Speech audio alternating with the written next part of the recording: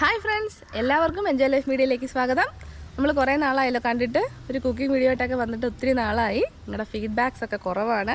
അപ്പോൾ കൂടുതൽ ഫീഡ്ബാക്സ് കിട്ടിയാലേ നമുക്ക് വീണ്ടും വീഡിയോസ് ചെയ്യാനൊരു എൻകറേജ്മെൻറ്റ് ആവത്തുള്ളൂ.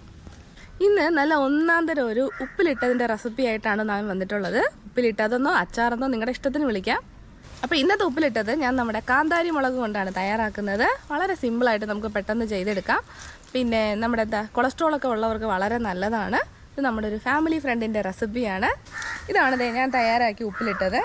കണ്ടോ, കാന്താരി മുളക് ഉപ്പിലിട്ടത്. ഇത് ഞാൻ ഒരാഴ്ച മുന്നേ ഉപ്പിലിട്ട് വെച്ചതാണ്.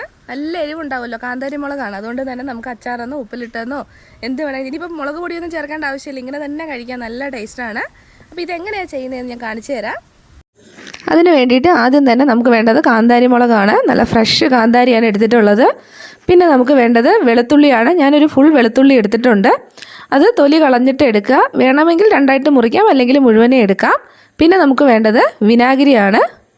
ഇതെല്ലാം എടുക്കുമ്പോൾ പ്രത്യേകം ശ്രദ്ധിക്കണം, ഒന്നിലും ഒട്ടും തന്നെ ജലാംശം ഉണ്ടാവാൻ പാടില്ല. പിന്നെ നമ്മൾ ഉണങ്ങിയ ഒരു കുപ്പി എടുക്കുക, അതിലേക്ക് നമ്മുടെ കാന്താരി മുളക് ഇട്ട് കൊടുക്കുക. ഇപ്പോഴും ശ്രദ്ധിക്കുക, കുപ്പിയിലോ നമ്മുടെ കയ്യിലോ മുളകിലോ ഒന്നും ഒട്ടും വെള്ളം ഉണ്ടാവാൻ പാടില്ല. ഇനി അതിൻ്റെ മുകളിലേക്ക് നമ്മൾ എടുത്തു വെച്ചിട്ടുള്ള വെളുത്തുള്ളി ഇട്ട് കൊടുക്കാം. കാന്താരി മുളക് എടുക്കുന്നതിനനുസരിച്ചിട്ട് വെളുത്തുള്ളി ഇട്ട് കൊടുത്താൽ മതി. ഇനി നമുക്ക് ഉപ്പ് ചേർത്ത് കൊടുക്കാം. ഞാൻ 2 ടീസ്പൂൺ ഉപ്പാണ് ഇട്ടിട്ടുള്ളത്. ഇതിലേക്ക് ഒട്ടും തന്നെ വെള്ളം ചേർക്കരുത്. മേളിൽ നികന്ന് നിൽക്കുന്ന രീതിയിൽ വിനാഗിരി മാത്രമേ നമ്മൾ ചേർത്ത് കൊടുക്കുന്നുള്ളൂ. ഇനി ആ കുപ്പി നന്നായിട്ടൊന്ന് അടയ്ക്കുക. അടച്ചതിന് ശേഷം ഇതുപോലെ ഒന്ന് മിക്സാക്കി കൊടുക്കുക. ഇനി ഒരാഴ്ച ഇതൊന്ന് റെസ്റ്റ് ചെയ്യാൻ വയ്ക്കുക. അതിൻ്റെ കളറൊക്കെ ഒന്ന് മാറി വരും. നമ്മുടെ ഉപ്പിലിട്ടത് തയ്യാറാണ്.